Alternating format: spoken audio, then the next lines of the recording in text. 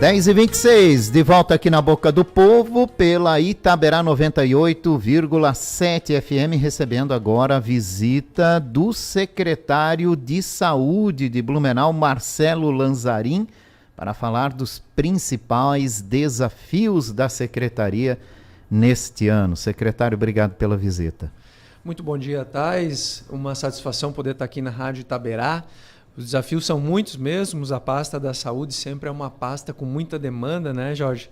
E a gente sabe as dificuldades que a gente tem em algumas áreas, mas ao mesmo tempo também a gente vem avançando muito e nos últimos 10 meses, né, esse período que eu retornei à Secretaria de Saúde, aqui, aliás, de público, quero fazer um agradecimento aí ao prefeito Mário e à vice-prefeita Regina pela confiança e o convite de estar de volta à Secretaria de Saúde.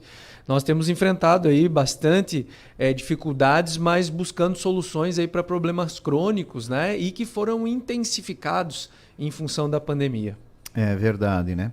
Que ações o senhor destacaria, né, que trazem 2023 com mais otimismo para a saúde, secretário?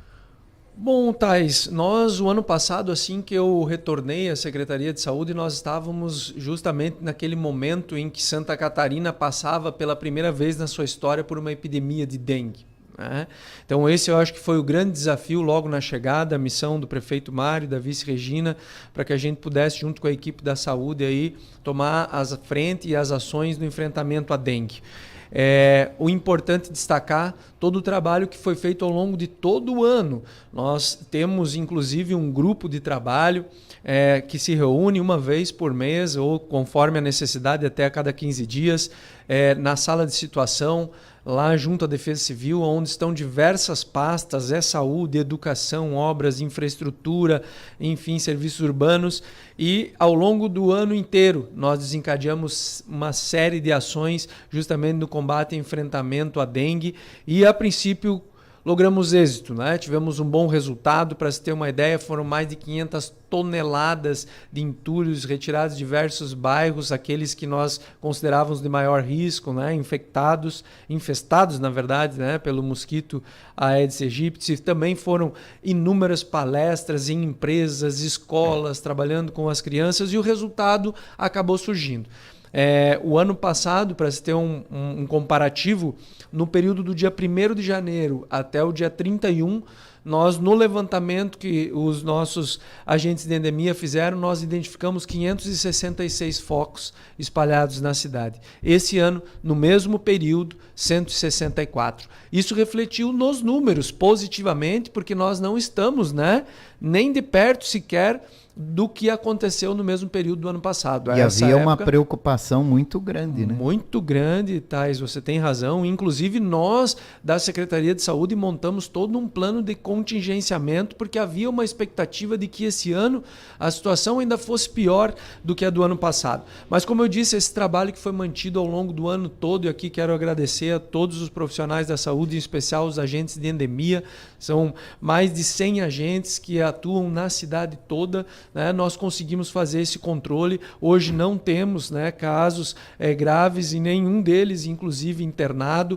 Estamos monitorando a cada caso positivo identificado. Nós deslocamos todos os agentes para a região. É feita uma barreira, né, justamente com o objetivo de impedir a disseminação do vírus da dengue. Então, nesse momento, com relação à dengue, estamos passando por um momento tranquilo. É claro que não podemos baixar a guarda. É importante a população lembrar que a qualquer momento, né, com a mudança do clima que já aconteceu, se houver condições favoráveis, o mosquito começa a se reproduzir. Então nós precisamos estar atentos. Fora isso, também... Só voltando ali à questão do mosquito, né, a gente teve um exemplo do ano passado que o inverno já não impacta mais na diminuição de casos ou de focos do Aedes, então a gente não pode se acomodar com a passagem do verão, né? Com certeza, não pode de maneira nenhuma, até porque vale lembrar aqui, com essa tua observação, de que os ovos colocados pela fêmea do mosquito, eles têm viabilidade por mais de um ano. Ou seja, ovos colocados agora, nesse período de janeiro e fevereiro desse ano, podem eclodir somente o ano que vem. Então, o mais importante é que nós conseguimos fazer esse controle, né? E nesse momento não estamos passando nem de perto pela situação que nós vivenciamos no ano passado e aquilo que estava previsto aqui. Mas, como eu disse, tudo isso é fruto do trabalho, do envolvimento e de planejamento, Thais. Você sabe, acompanhou, nós tínhamos todo um plano de contingenciamento desenhado para a cidade, inclusive prontos para montar um centro de hidratação se fosse necessário, mas graças a Deus e o trabalho e envolvimento da comunidade. Aqui vale fazer o registro, porque no caso do controle da dengue é muito importante a participação das pessoas. Porque ela que tem que olhar para dentro da sua casa, o seu pátio de casa, então é importante também essa participação. A gente aprendeu, secretário, nós estamos aprendendo... Eu acho que nós estamos aprendendo na marra, né? Na marra jeito. E tomamos um grande susto ano passado, que fez as pessoas despertarem para isso. Foi algo novo para todos nós em Santa Catarina. O estado de Santa Catarina era o único estado do Brasil que ainda não tinha passado por uma epidemia de dengue, então não era algo familiar para nós, inclusive para os profissionais de saúde, que não estão acostumados a tratar essa doença, porque ela não é uma doença, né, do nosso meio. Mas aprendemos sim, fica o alerta, né? É importante a gente estar atento sempre. E aí, como eu disse, além desse grande desafio que foi logo na chegada, quando eu retornei à Secretaria de Saúde, nós tínhamos todas as outras demandas, né, todos os outros desafios que a pandemia nos deixou de herança, né? Filas para consultas, filas para procedimentos cirúrgicos, exames, e nesse sentido nós começamos uma série de ações também, para se ter uma ideia, ainda no segundo semestre do ano passado, nós, junto com a parceria do Hospital Santo Antônio, Santa Isabel, o Hospital da Vila Itopava, nós aumentamos em 50% já o ano passado o número de procedimentos cirúrgicos realizados. Então, agora, claro que com o mutirão do governo do estado, a gente espera também, né, poder aumentar ainda mais o número de procedimentos, mas nós não ficamos esperando essa ação. O ano passado nós já estávamos à frente disso, coordenando essas ações e, como eu disse, aumentamos em mais de 50% o número de procedimentos cirúrgicos realizados no ano passado. Além disso, colocamos também editais de credenciamento para contratação de exames, de consultas especializadas, né? Procedimentos que estavam há bastante tempo represados, e isso um investimento estimado aí ainda o ano passado de quase 7 milhões de reais. Então, investimentos diretos na saúde aqui no município para tentar diminuir essas filas. Temos problemas, sem dúvida nenhuma que temos, algumas especialidades, o gargalo é maior, mas não é uma particularidade nossa, né? Quais delas, secretário? Qual é a maior dor de cabeça em especialidade? Hoje, ainda um dos maiores problemas que nós temos é com relação às consultas, particularmente as cirurgias de ortopedia. É onde nós temos a maior fila hoje de procedimentos. E aqui nós temos uma série de fatores, essa não é uma particularidade de Blumenau, a ortopedia é um problema, inclusive no levantamento da Secretaria de Estado da Saúde, que apresentou um relatório apontando que mais de 105 mil pessoas esperam uma cirurgia em Santa Catarina. Uma boa parte delas, né, ou a especialidade com o maior número de pessoas em fila é a ortopedia. A nossa situação aqui, ela é um pouco agravada justamente por sermos uma cidade polo, uma cidade de referência, o Hospital Santo Antônio, um hospital de referência em alta complexidade em ortopedia, e além disso nós temos todas as emergências, né, todo o trauma que acontece todos os dias nas nossas rodovias, dentro da cidade, ele acaba influenciando, impactando nesses procedimentos cirúrgicos. Porque às vezes a sua cirurgia está agendada e aqui na Rua 7 ou na Beira Rio acontece um acidente de trânsito e aquela pessoa precisa de uma intervenção imediata. Então aquela cirurgia que estava agendada tem que ser suspensa porque essa pessoa está correndo risco de vida. Tudo isso impacta, acaba influenciando, mas nós investimos também no Hospital Santo Antônio, no final do ano, 600 mil reais com o objetivo de abrir mais uma sala cirúrgica na Vila Itopava, também da mesma forma. Estamos fazendo cirurgia por vídeo na Vila Itopava. Então, tudo isso tem contribuído.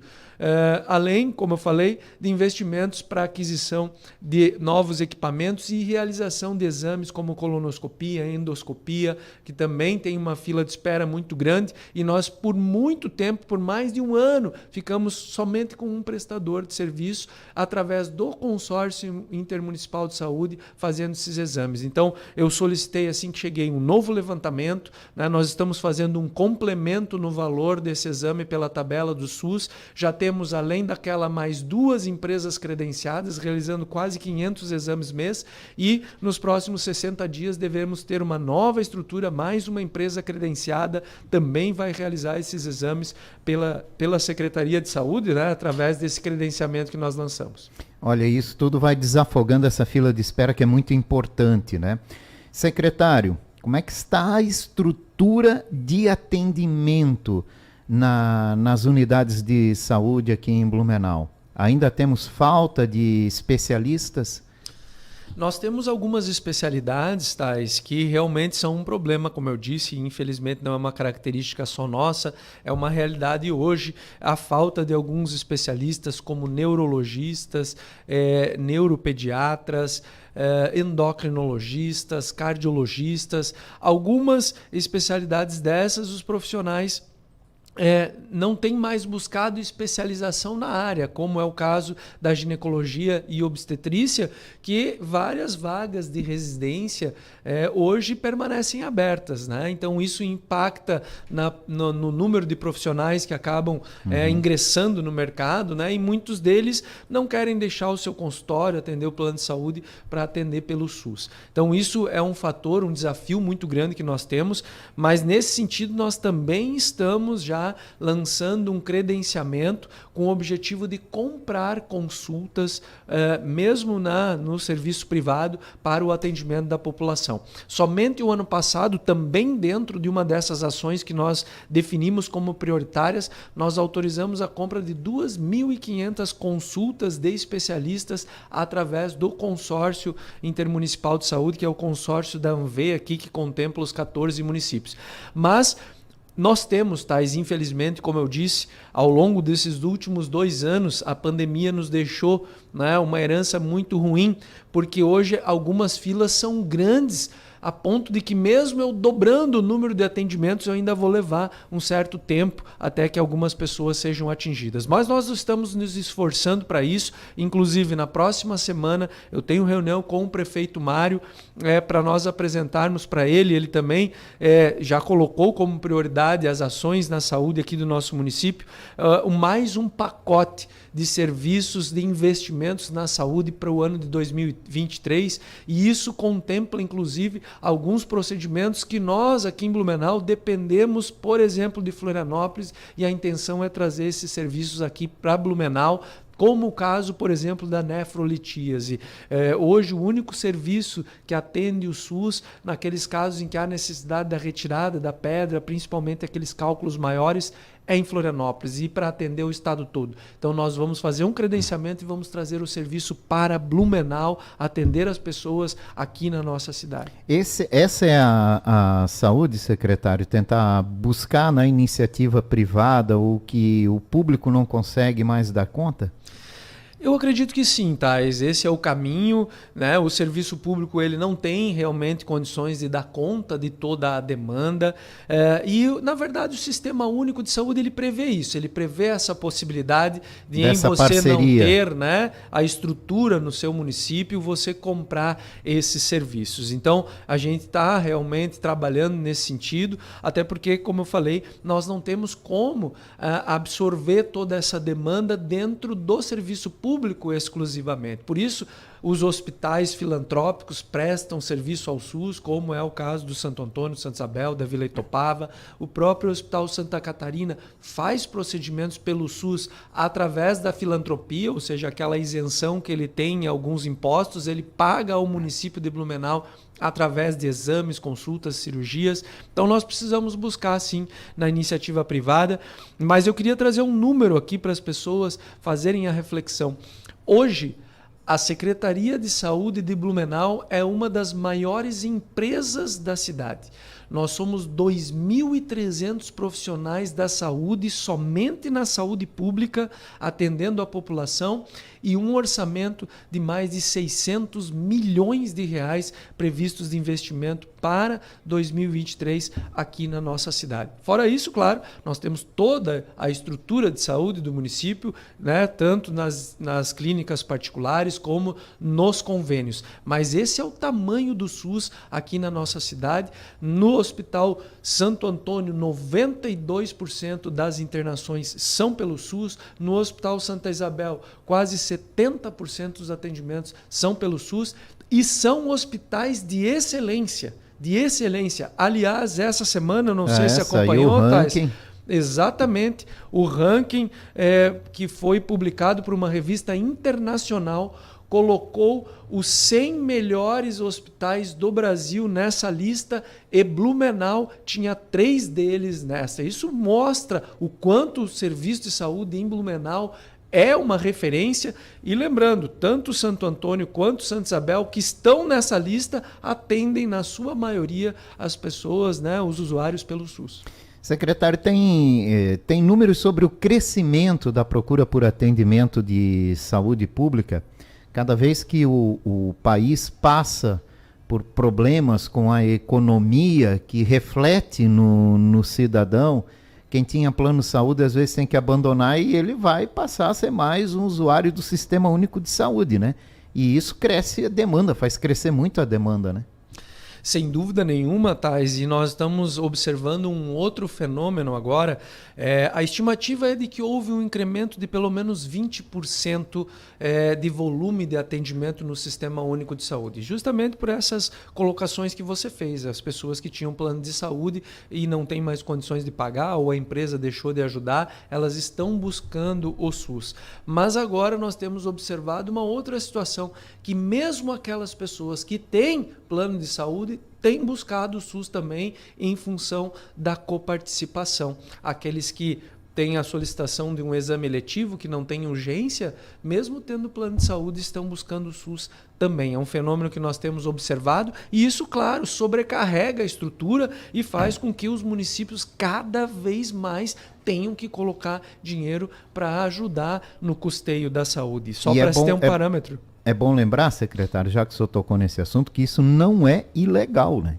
O cidadão tem o direito da saúde pública como qualquer outro tem, né? Exato. O SUS ele é universal. Essa é uma das principais características do SUS, o maior plano de saúde pública do mundo. Não existe nada parecido em nenhum outro lugar. E o SUS tem essa característica, ele é universal, mas infelizmente nós não temos como realmente dar conta de todo esse atendimento. E aí, claro que há necessidade de mais recursos, de mais investimentos. Para se ter uma ideia, a legislação obriga os municípios a investir pelo menos 15% do que eles arrecadam em saúde. Hoje, em Blumenau, nós ultrapassamos os 25% já de investimentos com recursos próprios na saúde para poder garantir o atendimento à população. Não é fácil, todo mundo, quando o assunto é doença, é saúde, todo mundo fica desesperado, todo mundo quer atendimento quanto antes, né? E isso faz crescer também aí uma procura pelo atendimento. Havia uma expectativa muito grande, um planejamento da Secretaria de Saúde em avançar nos ambulatórios gerais e, quem sabe, colocar exames nos ambulatórios gerais também para desafogar um pouco os hospitais, né? O pronto-socorro dos hospitais. Houve algum avanço nesse sentido, secretário? Nós estamos também trabalhando nesse sentido, Thais. Inicialmente a nossa proposta era nós adquirirmos os equipamentos e colocarmos fazer esse investimento na estrutura, né? O que nós percebemos é que, infelizmente, para o serviço público, e nós conversávamos um pouco antes fora do ar, as questões que envolvem os processos licitatórios, eles são bastante complexos. E o nosso maior receio, porque nós, inclusive, acabamos passando por uma situação como essa, um equipamento de ultrassom que nós temos ali no ambulatório geral do centro, né, queimou o transdutor lá e nós não estamos conseguindo repor isso, né? Quando nós temos uma parceria com a iniciativa privada, geralmente isso acontece numa velocidade maior. Até porque ela é responsável pelo equipamento. Exatamente. Né? Então o que nós estamos buscando hoje é parcerias, trazer clínicas que hoje prestam serviço já para o município, e a nossa ideia então é que elas tenham polos aqui próximos desses nossos grandes ambulatórios gerais, principalmente nas regiões mais populosas inicialmente, como a Velha, o Garcia e a Itopava, e aí disponibilizar pelo menos um exame de ultrassom, um raio-x, um eletro, que a gente possa fazer isso nessas regiões, né? E aí inclusive facilita também o atendimento do paciente, porque esses exames não seriam realizados só para aquela situação mais urgente, mas também a ideia é que o atendimento eletivo também possa ocorrer nesses locais, ou seja, aqueles exames que são agendados, em vez da pessoa se deslocar até o centro para fazer, ela poderia fazer também mais próximo da casa. Nós estamos trabalhando nisso, a ideia é que ainda no segundo semestre nós já tenhamos aí pelo menos 1 ou 2 pontos trabalhando dentro dessa lógica. Então já há um avanço nesse sentido, né? Exatamente, como eu disse, nós estamos buscando uma parceria para que essas empresas possam realizar esses exames e, mais uma vez aqui, a Secretaria de Saúde comprar esses serviços. De empresas que já prestam serviço, então sem a necessidade de fazer um novo processo licitatório, é isso? No caso daquelas que já estão credenciadas, sim. É possível mas nós fazer pretendemos abrir, inclusive, para outras empresas que tenham interesse, também poder fazer esse credenciamento. E isso já iria agilizar muito mais o atendimento que é feito hoje em ambulatórios gerais, né? Exato, esse é o nosso objetivo, né? Como eu disse, além de descentralizar esses exames, ter esses equipamentos como apoio diagnóstico, né? Porque eu como médico, né? Agora nós estamos à frente da secretaria, mas quando nós atendimos numa unidade de saúde, isso acontece rotineiramente na nossa cidade, muitas vezes o médico tem uma dúvida, ele precisa de um exame de apoio e aí tem uma suspeita de que é uma pneumonia, eu tenho uma suspeita que é uma fratura, eu acabo tendo que encaminhar até o pronto-socorro do hospital para que ele possa fazer aquele exame naquele momento, né? E poder esclarecer se realmente havia uma fratura ou não. Hoje é assim que funciona. Hoje o médico ele acaba, infelizmente, tendo que encaminhar ao pronto-socorro para fazer aquele exame de imediato. Se nós tivermos essas estruturas em alguns pontos da cidade, elas também podem servir de apoio diagnóstico nesses casos. E olha a rapidez que é, né, para o cidadão que busca o atendimento, né? Não vai mais precisar se deslocar, chegar até o pronto-socorro, esperar para ser atendido, toda essa demora que tem depois, retornar lá para o ambulatório geral. Assim, ele faz tudo ali, né, bem provavelmente muito mais rápido e já sai com um atendimento completo, né? Esse é o objetivo, Thais, essa a nossa ideia e estamos trabalhando para isso. A expectativa, se tudo der certo, é que no segundo semestre a gente já possa ter pelo menos já um ponto de referência, né, para poder seguir de modelo aí e, assim que possível, implementar isso em outras regiões da cidade. Secretário, dessa demanda reprimida, cirurgias, exames de alta complexidade, como é que é feito o contato com as pessoas que estão na fila de espera? Como é que é definido, né, quem é prioridade, quem não é prioridade? Como é que é feito esse trabalho? Essa é uma observação bem importante, Thais, que você fez agora, porque aqui nós precisamos lembrar que, é claro, a Secretaria de Saúde ela vai buscar esse paciente, ela vai fazer o contato com ele, mas é extremamente importante que as pessoas mantenham o seu cadastro atualizado. As pessoas acabam trocando o número de celular com muita frequência e hoje é o principal meio de comunicação que nós temos com as pessoas, né? Então é importantíssimo que o cadastro do usuário ele esteja atualizado. Quem faz o agendamento é a Central de Regulação. Lá existem profissionais médicos que estão avaliando a todo momento cada pedido que chega, seja para uma consulta, seja para um exame ou um procedimento cirúrgico. E dependendo do quadro desta pessoa, ela é classificada como prioridade, brevidade ou um atendimento eletivo. Uhum. Então, não é simplesmente por ordem cronológica e, na verdade, o objetivo é garantir que quem mais precise acesse primeiro. Porque, às vezes, alguém que está chegando agora na fila tem uma situação mais grave do que, às vezes, alguma pessoa que já está há mais tempo aguardando. Então, esse é o processo de regulação que é feito por profissionais médicos, né, e que fazem esse agendamento. É importante também lembrar que que aqueles que estão numa classificação eletiva, ou seja, que não há urgência na realização do exame ou do procedimento, se apresentarem qualquer alteração do quadro, uma piora significativa, devem procurar a sua unidade de saúde, relatar isso ao seu médico, porque ele vai fazer essas anotações também lá no encaminhamento e o profissional médico regulador que está avaliando todos os dias esse pedido vai receber essa nova informação e vai verificar que o quadro do Tais lá, por exemplo, que antes era eletivo, mudou agora por uma determinada situação e ela pode passar a ser, sim, uma brevidade ou até uma urgência. Então, lembrar que a atualização do cadastro é sempre muito importante. E aqui eu quero fazer mais uma outra reflexão, Tais, e a quem nos ouve em casa. Todo esse esforço que nós estamos fazendo, ele não é efetivo se não contar também com a participação das pessoas. E por que eu digo isso? Porque nós temos, em média, quase 25% das pessoas não comparecendo para realizar um exame agendado, uma consulta que está marcado e até mesmo uma cirurgia.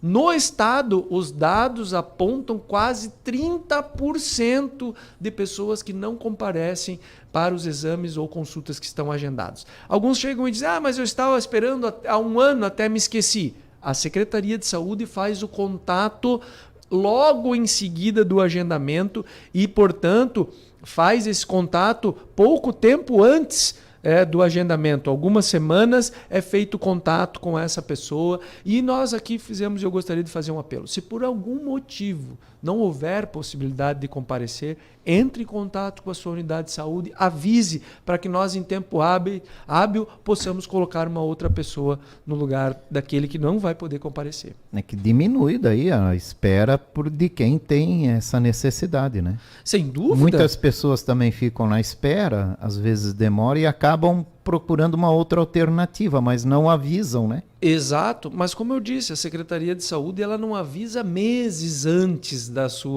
do agendamento da sua consulta, né? Uhum. Geralmente isso acontece dentro do mesmo mês. Então, é importante, se por algum motivo a pessoa não puder comparecer, que ela avise, porque é muito grande o número de faltosos. De cada 10, 3 estão faltando, isso é muita coisa, não é? São 3 que deixam de ser atendidos, né? Naquele momento. O senhor falou da dificuldade também de se conseguir profissionais para algumas especialidades. E esse governo novo no estado, o governo Jorginho Melo, ele tem um projeto do estudo gratuito para alunos do sistema CAF aqui em Santa Catarina, né? E esse sistema, a maioria das universidades tem justamente a questão da saúde como um dos grandes atrativos, né? Que é a área da medicina. E dentro desse projeto, a troca da mensalidade seria por serviço público, a prestação do serviço público. É claro que isso ainda é uma demanda que vai vir a longo tempo, mas pode ser o início de uma solução ou amenizar esse problema que os municípios enfrentam, que é o interesse do profissional em participar do serviço público? Eu penso que sim, acho que é uma iniciativa interessante, Tais, e eu defendo uma outra questão. Né? Manda aí. A lei, exato, uma lei regulamentando isso, Sim. E uma outra questão. Eu tive a oportunidade, né? Meus pais não tinham condições de pagar o meu curso de medicina, então eu fiz a minha formação numa universidade federal.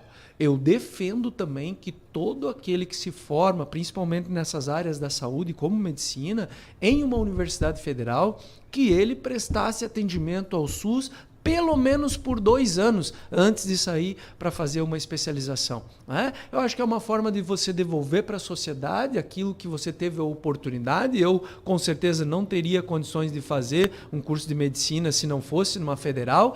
Né? Esse meu curso foi custeado por todos, pelo imposto que todo mundo paga. Então, pela população. Exatamente, eu defendo que todos os graduados nas universidades federais, principalmente no curso de medicina, que é ainda onde nós temos uma grande dificuldade de alocação de profissionais, que eles permanecessem atendendo no serviço público pelo menos por 2 anos. E não de graça, vão ganhar um salário também, né? Mas atendendo a população, atendendo aos usuários do SUS. Devolvam o que receberam, né? De Eu uma entendo forma, como né? justo. Devolvam com serviço. Secretário, quais são as prioridades para esse ano na Secretaria da Saúde, principalmente também falando da sua equipe de trabalho, né? O senhor falou que são mais de 2.000 trabalhadores na área da saúde aqui em Blumenau. Essa categoria também tem as demandas dela, né? Como é que vocês estão lidando com isso?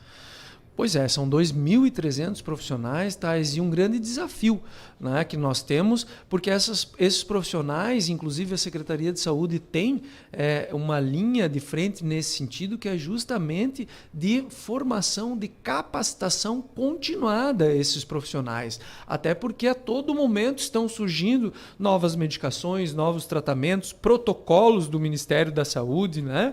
O Sistema Único de Saúde ele é muito dinâmico. Eu costumo dizer que ele é um sistema orgânico, ele é vivo, ele está em constante transformação. Então nós precisamos ao mesmo tempo garantir o atendimento à população, mas continuar formando e capacitando esses profissionais. Esse é um grande desafio que nós temos, e aqui também eu quero aproveitar para fazer um esclarecimento à população, porque durante a pandemia nós não tínhamos isso e nós retomamos agora esses momentos de formação, de capacitação a esses profissionais. Isso implica em uma vez na semana, apenas no período da tarde, um único dia da semana, no período da tarde. Algumas unidades de saúde não fazem um atendimento à população, porque é nesse momento que nós estamos treinando, capacitando essas equipes. Antigamente, sempre às quintas-feiras à tarde, todas as unidades de saúde da família, elas fechavam justamente para ter esse momento, né? Quando eu retornei à Secretaria de Saúde, eu solicitei que nós fizéssemos uma dinâmica diferente, em que, em vez de ser sempre na quinta-feira à tarde para todas as equipes, nós dividimos elas em 3 grandes grupos. Então, o objetivo é que, enquanto uma equipe está fazendo capacitação, tenha uma unidade de saúde próxima aberta que possa acolher aqueles usuários. Então, hoje, esse processo de formação ele se dá em 3 momentos, justamente porque nós dividimos em grupos esses profissionais para que a gente pudesse, então, como eu disse, mesmo fazendo a capacitação, ter uma equipe de retaguarda dando condições de atendimento à população. Tá certo, secretário. Obrigado pela presença do senhor hoje aqui na Rádio Itaberá. Seja bem-vindo, né, ao nosso prefixo 98,7. Obrigado pelo convite, Thais, uma satisfação poder estar aqui. Estou à disposição também, sempre que possível, para trazer esclarecimentos aí desse tema tão relevante que é a saúde aqui do município da nossa cidade, né? A saúde de todos nós. E se tiver mais 30 segundinhos só para reforçar a mensagem também e lembrar que nós estamos com a vacinação nos 7 ambulatórios gerais da vacina bivalente do Covid para as pessoas acima de 70 anos e aquelas pessoas imunocomprometidas, aquelas que fazem tratamento oncológico, têm insuficiência renal e fazem hemodiálise, né, que já fizeram um transplante. Essas pessoas podem buscar qualquer um dos 7 ambulatórios gerais sem a necessidade de agendamento para tomar a nova vacina do Covid. E aproveitando para chamar a atenção que a Covid continua, a gente teve um óbito na última semana, né? São 3 óbitos nesse ano, se não me falha a memória, né? 2 em janeiro e um agora em março. Ou fevereiro, né? Final de fevereiro, que foi na última semana. Então, para a gente se manter atento, né, secretário? Foram mais de 300 casos nos últimos 7 dias. Então, a Covid continua. Ela continua. E é preciso ficar atento e se prevenindo. Sem dúvida. A Covid, ela veio dentro da mesma lógica de outras infecções virais, como o H1N1, né, que era a gripe suína, como a influenza, que são esses vírus que causam essas doenças respiratórias e que todos os anos nós tomamos vacina. Tomamos vacina, os idosos tomam para a gripe, né, tomam a vacina da H1N1 e nós vamos ter daqui para frente, dentro da mesma lógica, todos os anos casos de Covid e todos os anos a necessidade também de tomar uma nova vacina atualizada com as novas cepas que surgiram, porque os vírus sofrem mutações, né? E é por isso que acaba havendo a necessidade de tomar a vacina da gripe todo ano, a vacina da H1N1 todo ano, e a do Covid vai ser assim daqui para frente também. O importante é que as pessoas têm que se conscientizar que aquelas que estão vacinadas não significa que elas não vão pegar a doença, mas elas vão estar protegidas para não desenvolver as formas mais graves que a doença pode causar. Tá certo. Obrigado, secretário. Ótimo final de semana. Obrigado, um grande abraço aos ouvintes da Rádio Itaberé. Eu conversei com Marcelo Lanzarin, secretário municipal de saúde. Falamos aqui sobre as principais demandas da saúde em Blumenau em 2023. 11 horas.